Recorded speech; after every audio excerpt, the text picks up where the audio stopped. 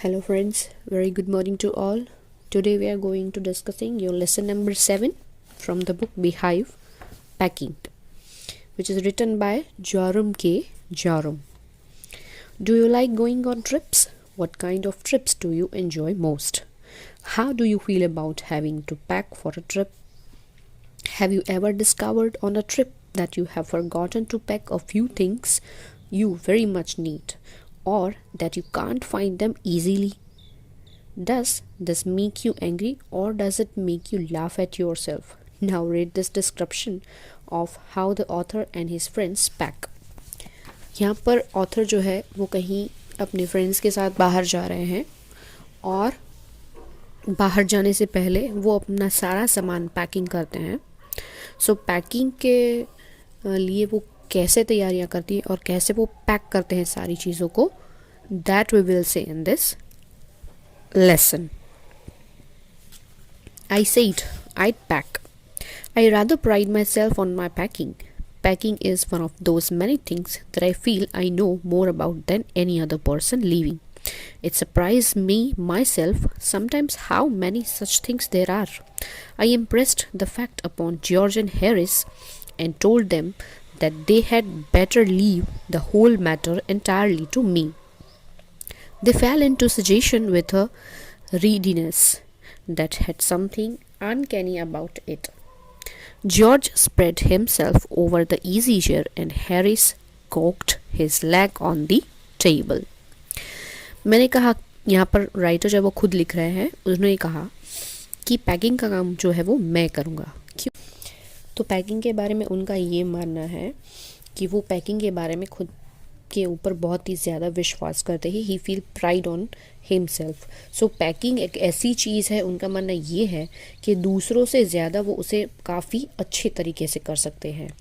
So he impressed the fact upon George and Harris, और George और Harris से वो यही कहते हैं कि ये बेटर होगा कि पैकिंग का काम जो है वो तुम मुझ पर छोड़ दो.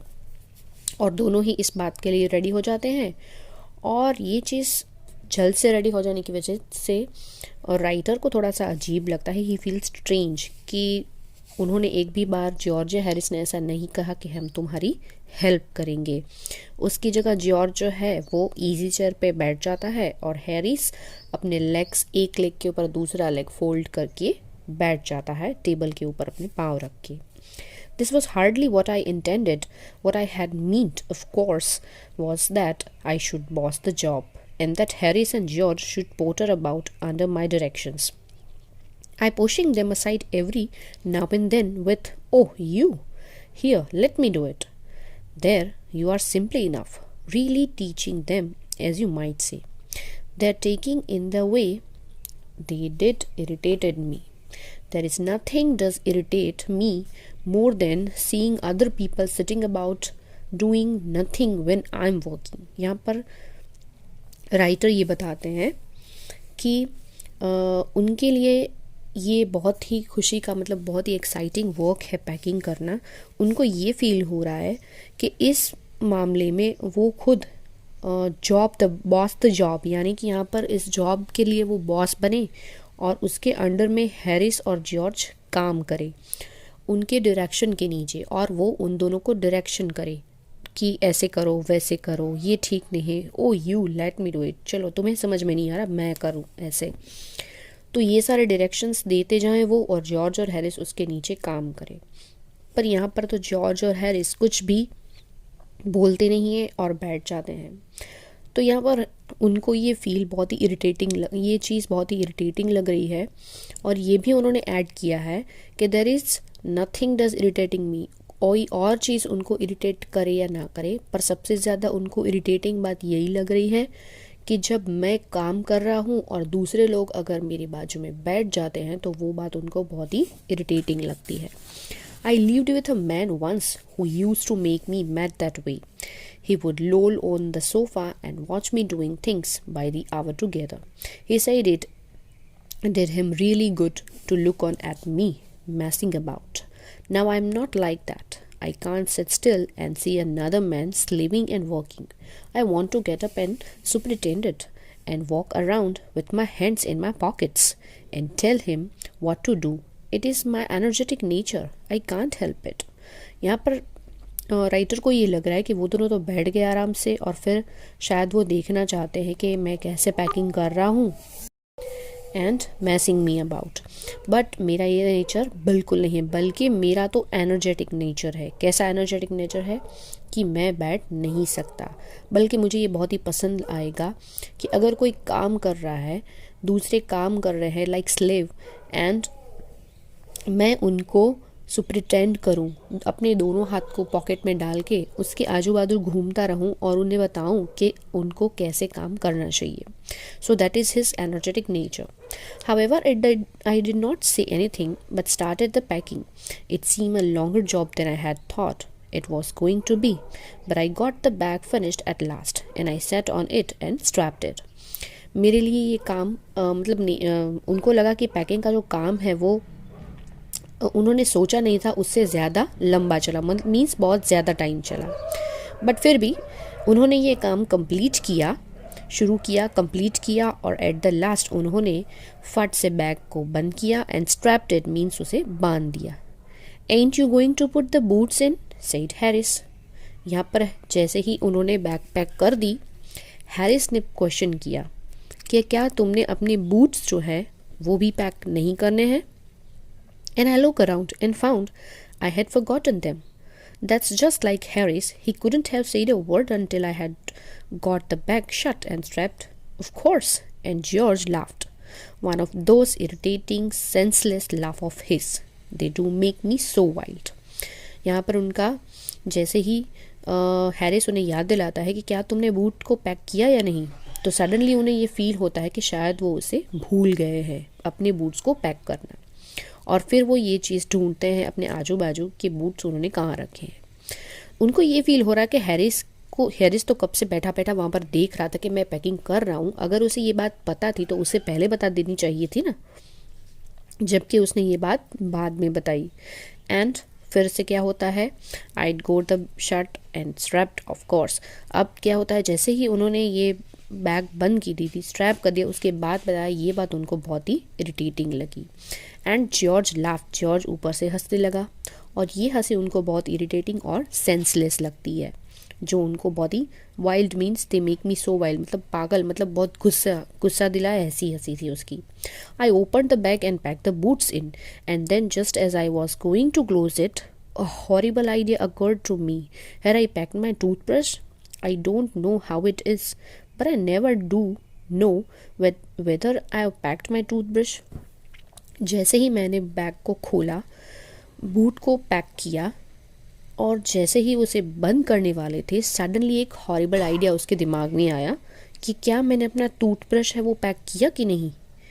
वो बात मेरे लिए बहुत ही, मतलब ये बात उनको बहुत ही वो चिंता में डाल दी उसको, ये बात उन्होंने कि उन्होंने अपना टूथब्रश पैक किया है कि नहीं, बहुत ही वो चिंता में हो गए इस बात को लेकर। My toothbrush is a thing that haunts me when I'm traveling and makes my life a misery. I dream that I haven't packed it and wake up in a cold perspiration and get out of bed and hunt for it. And in the morning I pick it before I have used it and I have to unpack again to get it. And it is always the last thing I turn out of the bag, and then I repack and forgot it. And have to rush upstairs for it at the last moment and carry it to the railway station wrapped up in my pocket handkerchief. यहाँ पर क्या होता है, brush को packing करने वाली बात ही थोड़ी सी आई थिंक यहाँ पर उन्होंने बहुत लंबी कर दी है, बहुत ही खींच दिया, बहुत ही ज़्यादा वो इस बात को लेकर चिंता में पड़ गए हैं कि क्या मैंने अपना टूथब्रश पैक किया कि नहीं। और एवरी टाइम उनको यही लगता है कि जब भी मैं कहीं बाहर जाने वाला होता हूँ, टूथब्रश ऐसी चीज़ है जो शायद आज रात को आप पैक कर लो तो दूसरे दिन सुबह उसकी ज़रूरत पड़ने वाली है। तो उनको ये फील हो रहा है कि शायद मैं इसी बात को लेकर टूथब्रश पैक करना भूल जाऊंगा, तो मैं क्या करूंगा, सुबह उठ के मैं पहले ब्रश करूंगा और फिर से उसे मैं पैक कर दूंगा। पर यहाँ पर राइटर ये ऐसा करते हैं कि वो पैक कर देते हैं, सुबह उसको उठकर यूज़ करेंगे और फिर उसको पैक करेंगे। तो ऐसा कोई एक डरावना सा सपना उनको आता है और सपने में ही वो खुद एकदम डर के मारे जाग जाते हैं और फिर पूरे पसीने वाले हो जाते हैं।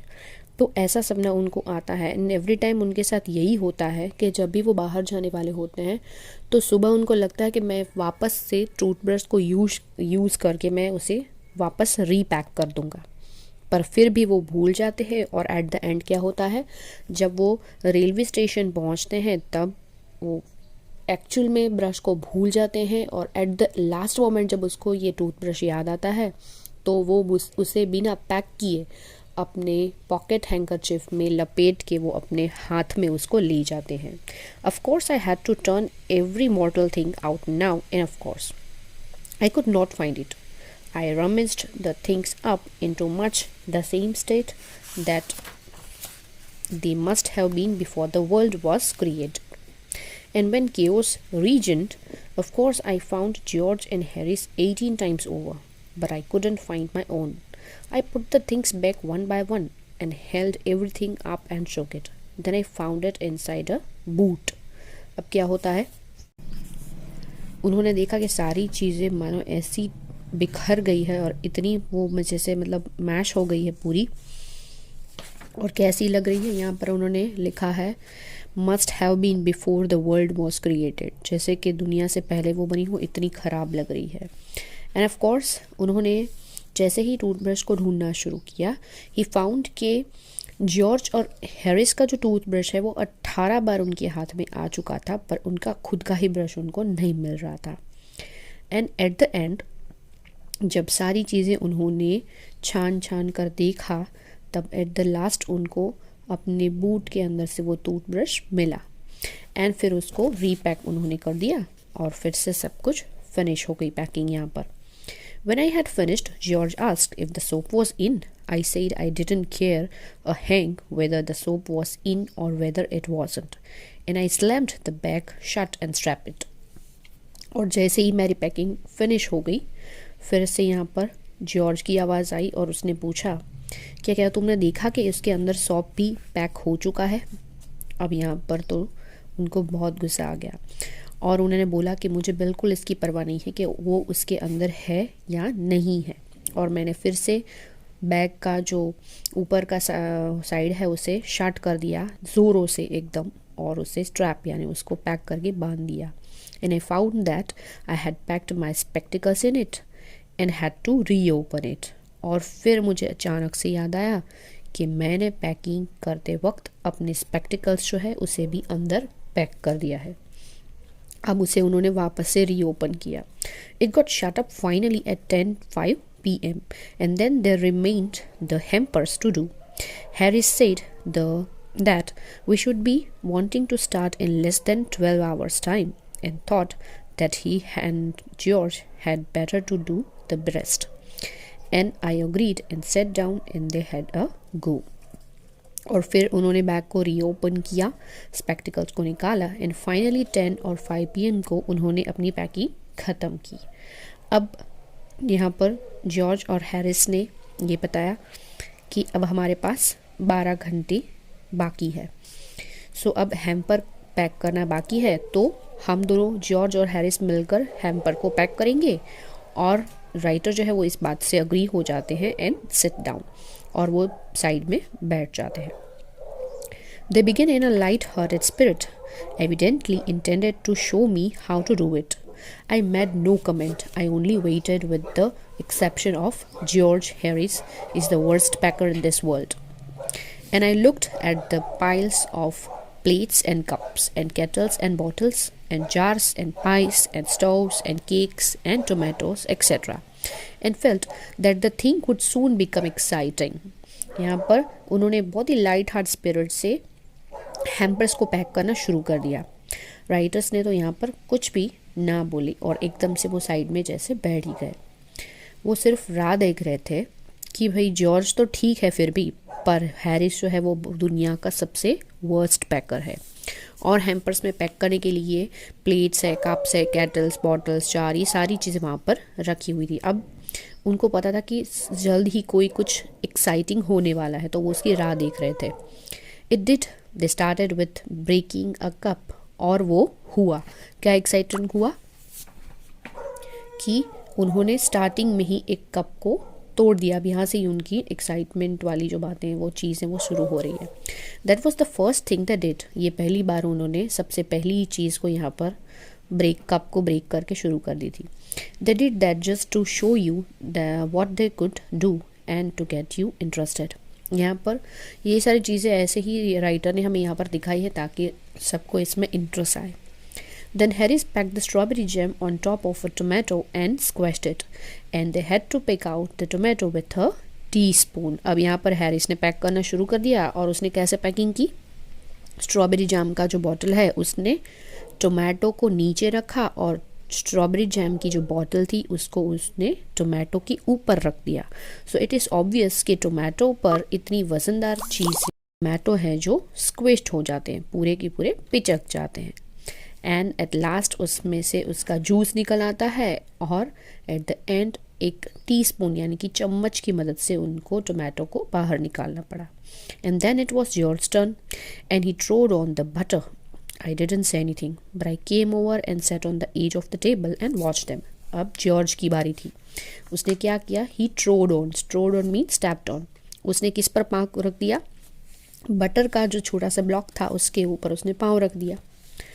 अब राइटर तो कुछ भी नहीं बोले, बस सिर्फ वो टेबल की एज पर बैठे बैठे ये सब कुछ देख रहे थे।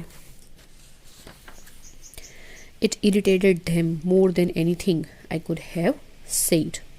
I felt that it made them nervous and excited, and they stepped on things and put things behind them, and they couldn't find them when they wanted them, and they packed the pies at the bottom and put heavy things on top and smashed the pies.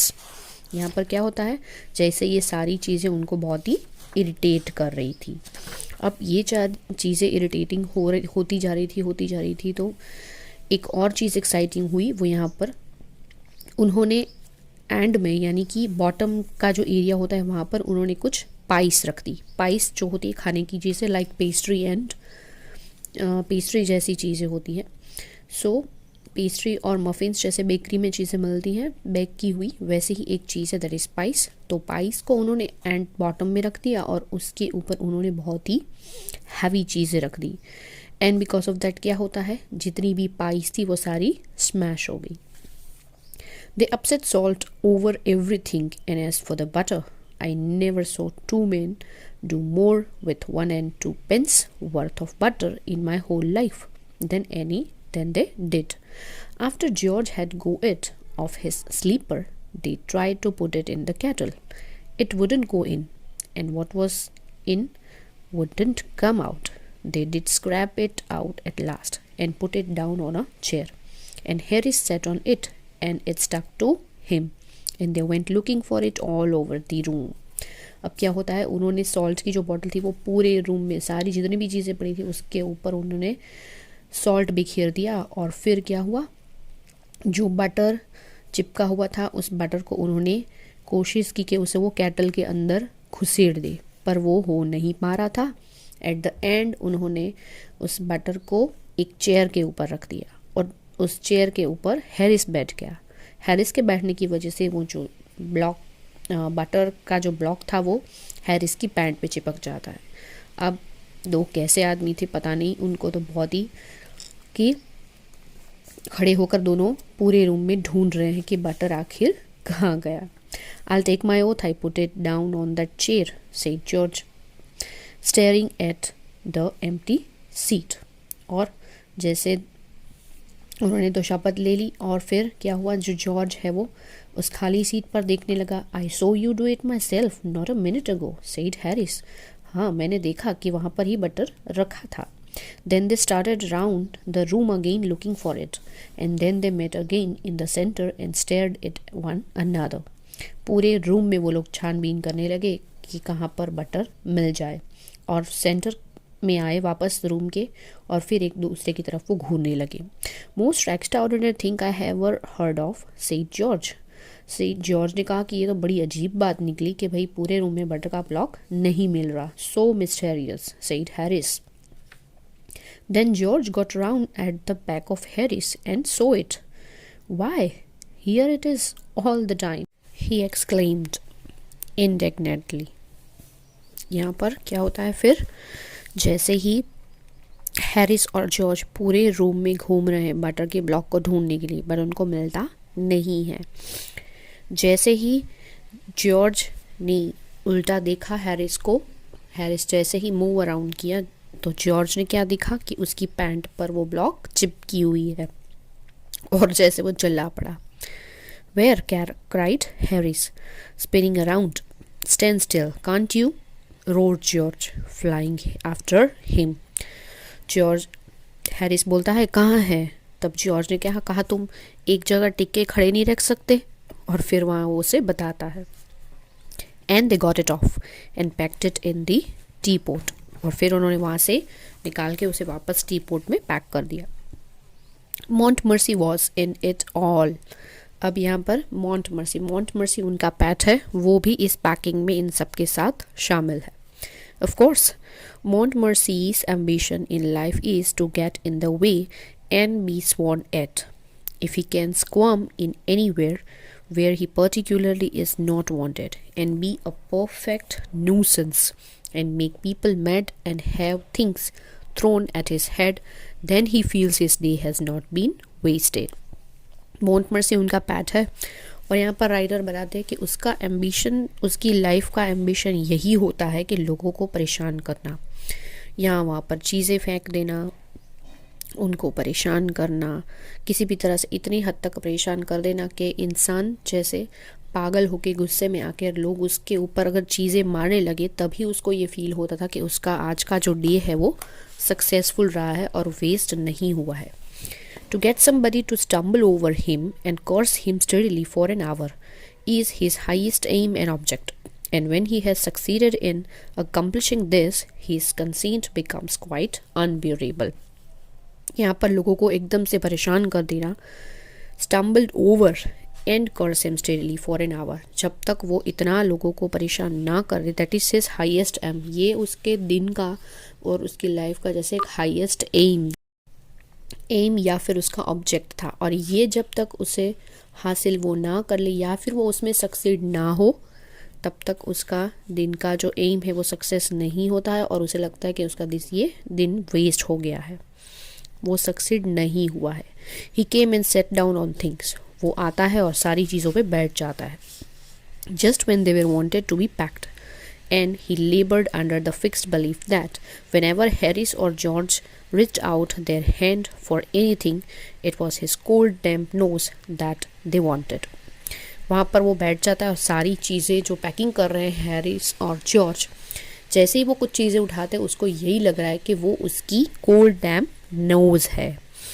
And he put his leg into jam, और उसने अपना पाँव jam के अंदर डाल दिया। And he worried the T spoons and he pretended that the lemons were rats and got into the hamper and killed 3 of them.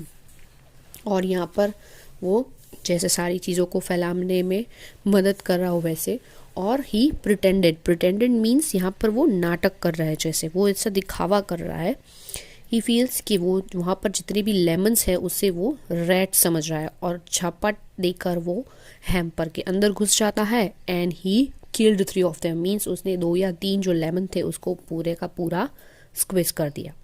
Before Harris could land with him the frying pan, और अब Harris बहुत गुस्सा हो जाता है और frying pan से उसे मारने लगता है। Harris said I encouraged him. I didn't encourage him. A dog like that doesn't want any encouragement. It's the natural, original scene that is born in him that makes him do things like that. Harris का ये कहना है कि तुम ही उसे encourage करते हो ये सारी चीज़ें करने के लिए, जबकि मैं encourage नहीं करता, और ऐसे डॉग्स को encouragement की ज़रूरत भी नहीं है। क्यों? क्योंकि ये उसका नेचुरल और रीजनल नेचर है, वो पहले से ही ऐसे हैं और वो खुद से ही ऐसा कर रहे हैं। मैं उसे इन बातों के लिए इंकरेज नहीं कर रहा। The packing was done at 12:15 and Harris set on the big hamper and said he hoped nothing would be found broken. George said that if anything was broken it was broken, which reflection seemed to comfort him. He also said he was ready for bed. We were all ready for bed. Harris was to sleep with us that night and we went upstairs. अब finally जो packing है वो 12:15 को ख़त्म हो जाती है and Harris जो है वो उस हैम्पर के ऊपर बैठ जाता है एंड ही फील कि उसके अंदर कोई चीज़ें टूटे ना। अब इतने छोटे से हैम्पर पर इतना बड़ा इंसान बैठ जाएगा तो ऑब्वियसली चीज़ें तो ब्रोकन होने ही वाली है। बट यहाँ पर जॉर्ज बताता है कि टूट गया तो टूट गया, जैसे मानो ये बात सुनकर वो रिलैक्स फील कर रहे हों। तो इतने रिलैक्सेशन में वो लोग ये बात कर रहे हैं, तो इतनी भी उनमें सेंस नहीं है कि ऐसे किसी हैम्पर पर बैठते नहीं हैं, और बैठने की वजह से ऑब्वियस है कि चीज़ें टूटेंगी ही। फिर सब लोग बेड यानी कि सोने के लिए रेडी हो जाते हैं एंड हैरिस जो है वो हमारे साथ सोना चाहता था, तो सब लोग ऊपर चढ़ जाते हैं सोने के लिए। We tossed for beds and Harris had to sleep with me, he said. और हैरिस जो है वो राइटर के साथ सोता है। Do you prefer the inside or outside जे? और यहाँ पर वो पूछता है कि तुम अंदर की तरफ सोओगे या फिर आउटसाइड की तरफ। I said I generally prefer to sleep inside a bed. Harris said it was odd. और राइटर बताते हैं कि मैं जनरली बेड की इनसाइड की तरफ सोना पसंद करता हूँ। तो हैरिस को ये बात बहुत ही ऑड लगी। George said what time shall I wake you fellows? और फिर जॉर्ज बताता है सबको कि मैं तुम सबको कितने बजे उठाऊं। Harris said 7। हैरिस ने बताया 7 o'clock। I said no 6 because I wanted to write some letters. Writer बताते हैं कि नहीं 6 बजे उठना है क्योंकि मुझे थोड़ी से लेटर्स लिखने हैं। Harris and I had a bit of row over it, but at last split the difference and said 6:30. अब यहाँ पर हैरिस और राइटर के बीच में बहस हो जाती है उठने कितने बजे उठना है उस टाइम को लेकर, और एट द एंड दोनों के बीच में सुलझावट हो जाती है और at the end time decide होता है 6 half past। फाइनल डिसीजन हो गया। wake us at 6:30 George, we said। George made no answer, and we found on going over that he had been asleep for some time. So we placed the bath where he could tumble into it on getting out in the morning and went to bed ourselves. हमने बताया कि George 6:30 बजे हम सबको उठाना, पर George ने कुछ रिप्लाई नहीं किया एंड वी फाउंड कि वो ऑलरेडी सो चुका है।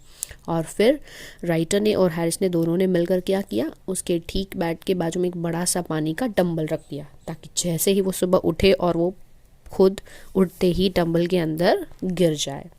सो here the lesson is over and we found that कि राइटर और उनके फ्रेंड्स कितने मस्तीखोर हैं और ऐसी मस्तियाँ वो कैसे एक दूसरे के साथ करते होंगे in such a funny way. So here we are end our lesson. I hope you enjoy it.